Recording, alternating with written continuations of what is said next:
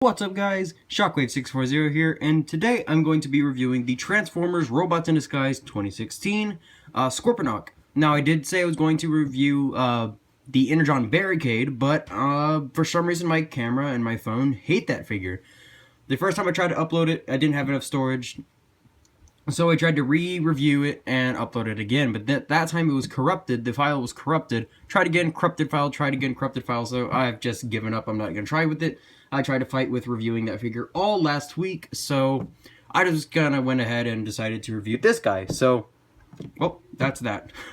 But, so please excuse any background noise you hear because there's a lot of chaos happening inside of the living room, so sorry. But now let's actually get in here and take a look at our friend Scorponok here, which is a magnificent figure, and do our size comparisons. So first up we have Figma Link, Skyward Sword Link. There we go. You can see how he looks with that. Here he is with another deluxe for Fall Cybertron Shockwave, which he doesn't want to fall over now. And here he is with my custom Creo Scorponok, G1 style, of course. Well, this is going for more of a movie aesthetic look, I'm assuming. This is my G1 version, so there you got that. I don't have any more Scorponoks to compare it with, sadly. I wish I had a G1 Scorponok or a, like, Iron Factory Scorponok of the G1 kind. I wish I had some of those figures, but I just do not. So, oh well. But, so, here is Scorponok himself. Let me bring the camera down a little bit more. So, taking a look at Scorponok, he looks really cool. Now, granted, he does look quite plain, especially on the actual body and the tail, but I kind of bypassed it just because how cool the Scorpion mode actually looks. He's got nice reddish pink eyes. You can see his 4 eyes right there on his head. The same kind of pinkish color goes on his claws, but they didn't paint anywhere else on his claws, just brown metallic plastic, which does have a nice metal flake finish going on there, which I really do quite like. Same thing with the dark gray plastic. There is a small metal flake finish, which is kind of hard to see. And then the silver plastic is just silver plastic. This arm on mine is really freaking loose. He can barely even hold up his own claw, so that kind of sucks. That ball joint is a little bit weak, so I'm going to have to tighten that up. Nice metal flake finish on the brown plastic, and on this plastic it just looks gorgeous. And then you can see the tail is painted, and this is his sword, which we'll get into in a little bit, and it just plugs in right there. So you can either have this scorpion tail, or you can have a much larger scorpion tail, like so, and it just plugs in like that. Honestly, I prefer this, but there's no other storage for this thing, so I usually display him with that in if I have him in scorpion mode. And then coming down to the 6 legs, right there. And then from the top view, he does look a little bit too big, to be honest. In my personal taste, the body is just too wide, but it doesn't really bother me all that much. And then from the bottom, he does have visible head syndrome. You can see his head right there. And then his legs, you can see, are just folded up, kind of right there. So it's a clean transformation. I mean, you can see his legs kind of sticking out right here and his hips, but other than that, it's a pretty clean transformation. Not too much junk all over the place for robot mode anyways. Or for scorpion mode. But, yeah, articulation in this mode, he can open and close his mouth. So he can nom nom nom stuff. He can eat stuff. And his head can't really move at all. His arms are on a ball joint, and they do have the swivel joint here, which is a little bit too tight, so there's no point in even trying to use it. Nothing at the elbow, nothing at the actual claw, so that's all you're going to get. And these are very, very jiggly, I know, and they don't exactly fit very well. You can move these up and down if you want to, but that is for transformation, and they only have 3 points. So then you have this ball joint right here that you can use to rotate and do all kinds of crazy stuff. You have this hinge right here, which looks weird when you use it. And then you have a hinge here on this section as well, so you can hinge that around. And it does lock into place whenever you get to a certain point, which is weird. But I guess, yeah, I don't really know what the purpose of it is. But, so yeah, very cool scorpion mode. You can see a little bit of my paint is starting to chip off, but that's just because for the transformation, and I keep banging it around on stuff, so that is my fault. Oh yeah, also, paint applications. He does have a nice metallic paint here on the top of his head. Forgot to mention that. And then there's the paint there on the tail, which has the burnt orange and the reddish pink color on top of that gray plastic. So, very cool. I do quite like him. Now let's get into the transformation, which is kind of neat, honestly, especially with the arms here. Now what you want to do is you just want to bring these legs all the way up to the back as far as you can. Let's do with the legs first. We'll get to the arms in a minute. What you want to do with the legs is you want to untab them. You can see that tab goes into the slot right there. There's two different slot sections, but it doesn't actually fit into that secondary one. Well, it does fit, but it wants to force itself back out. It goes in the one closest to Scorponok's actual head. What you're going to do is you're going to untab that. You're going to swing it out, kind of. Got to get it past things. And you can see where this indentation is on his thigh. It just goes right underneath his crotch plate, and that's how that locks all into place. So you're just going to bring that down, swing it, rotate, and then just straighten out his leg and flip out his foot, and then we will mess with all that in a little bit. So do the same on the other side. Untab, swing down, rotate, extend, and flip out his foot. And there we have his legs all transformed and ready to go. So there we go. Now to transform the body, what you want to do is you want to come in here and grab these little tabs that are sticking out. You're going to grab those, pull them out, and you can see where they slot in, and that's how the body locks into place. You're going to pull that all the way up. And now you can see there's a hinge here that the back is on, and then there is a hinge there. You can see the pin. What you're going to do is you're going to use those hinges, because originally they go all the way flat like that, with one hinge going straight down and the other one going perfectly flat. What you're going to do is hinge them so that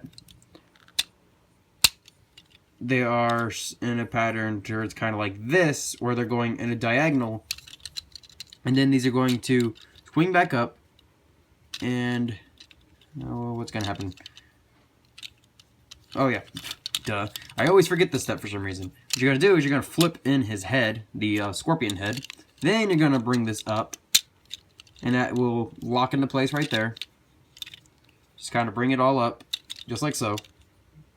Now what you're going to do with the claws, actually, let me finish the tail. And then with the tail, you just bring it up, and then tuck it right in here. And you can see that's where it's scraping off the paint on mine. So just kind of bring the tail so it's flush up against the back.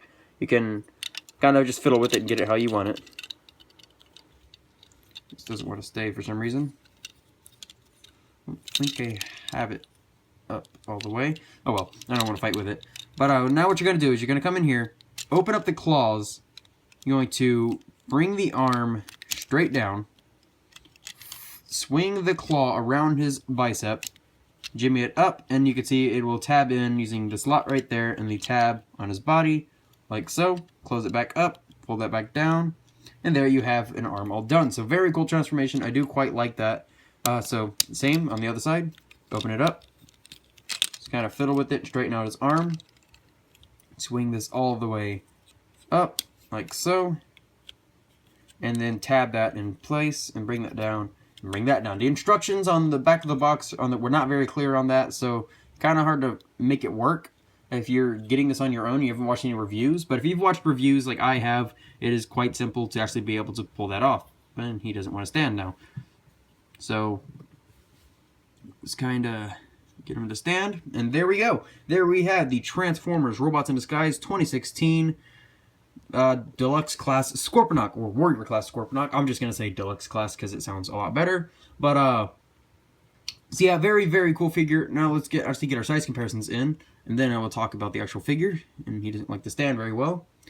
So, bringing in again, Figma Link, who he does tower over, just because of his shoulder pylons.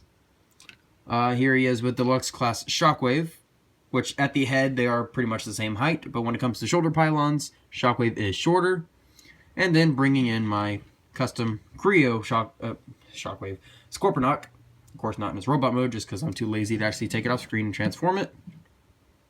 And so yeah, now let's bring him in and take a look at the details. A very cool head sculpt. I do quite like his head sculpt. Not a big fan of the Decepticons in the show. Then again, not a big fan of the show in general, but I do like this guy. He's one of the few that are legitimately cool.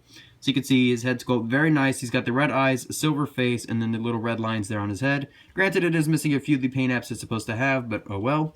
He's got the red here. He does have the Decepticon symbol that you can scan right there. So go ahead, you can scan that. You have a free scan on me for the game, which I have played a little bit. It gets kind of boring, but if you're a kid and you're watching this and you play the game, there you go. You can scan it and get this character or some power-ups or something in the game.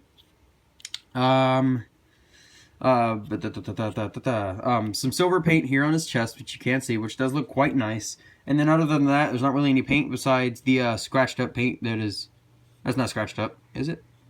No, it's not scratched up. It's supposed to look like that. But just the burnt orange and the pink stripes going across and his weird looking hook hands. So, backpack wise, it's pretty clean back here. He's just got his little legs hanging off the side, which you can see this big box just sitting right here behind his back, which isn't exactly attractive, but it doesn't really look all that bad, to be honest, because that's how it would look without it. It would just look like this, which would look a lot better, but oh well, it's kind of impossible to make it do that unless you would have spent $500 on a masterpiece figure of this guy, which doesn't exist, but wouldn't doubt it if they did. So, anyways, now let's do the articulation. His head is on a ball joint, so you can get it looking all over the place. It's on one of those weird ball joints, so where if you look to the side, he starts kind of tilting his head, so it just looks kind of weird. I hate these kind of ball joints. A lot of figures that are hunched over have them like this. It works a lot better if you have a double ball joint, but of course, a deluxe class figure is not going to have that.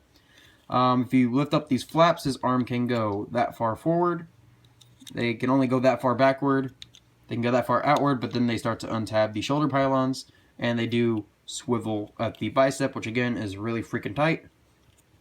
And then you bend at the elbow above 90 degrees. So, quite freedom of movement there. Now his legs are crazy. They can go that far up. If you just move them out of the crotch plate to clear them a little bit, they can go that far up. They can go only about that far back just because things start to get in the way. You do have a thigh swivel, again, freakishly tight. You do have a first knee joint, which can bend about that much, so a little bit over 90 degrees. And you have the second knee joint, which can go all the way back, so full range of movement there, just the heel does get in the way. And then it can go all the way forward as well. So, and then you have the foot, which can pivot up and down, just like so. So you can get him in some really cool poses. If you want to, you can try to straighten out his legs all the way, but I don't think it looks all that good. I think he does look very cool with the chicken legs, so you can adjust his height how you want to. And he does stand pretty well. It's just mine has a little bit of a loose joint somewhere in that leg system, so it just kind of gets hard for him to stand, but he can support his weight perfectly fine. I mean, he's not going to topple over. See, this is the only reason why is because this joint right here, this joint is loose on mine, while these joints are all nice and tight. It's just this one joint right here is a little bit loose. Now, of course, he does include his weapon, which is this really, really cool looking sword with some nice molded in details. Of course, a little bit of plainness. It would have been nice if this was actually painted silver or had a little bit of red accents or something, or maybe some orange, but of course it doesn't. And it just plugs into his little 5mm port right there in his hook hand, and he holds it perfectly fine. And he looks really cool with it. Now, whenever I see him holding this, I get a serious pirate vibe from him. This doesn't exactly scream Scorponok to me anyways. I mean, I can tell this is Scorponok, but this character, just the way he looks, is little gangly looking and stuff, doesn't really scream Scorponok to me, because Scorponok has always been big and bulky and just massive and imposing. But, oh well. But, yeah, so this was the Transformers Robots in Disguise 2016 Scorponok. And now let's move on to the voting. As always, there's an I right up here that you can click to vote on one of the figures that I am going to bring out. So first up, we have the Transformers Combiner Wars Bombshell. Finally got him. So we have that. We have the Transformers Titans Return Rewind. And the Transformers Prime Commander Class Ironhide. So, like I said, the I will be up there at the top, so you could choose Combiner Wars Bombshell, Titans Return Rewind, or Transformers Prime Commander Ironhide. So choose which one you would like to see reviewed next. I will review it ASAP. Again, still having internet problems. Just that's the way life is. But so yeah.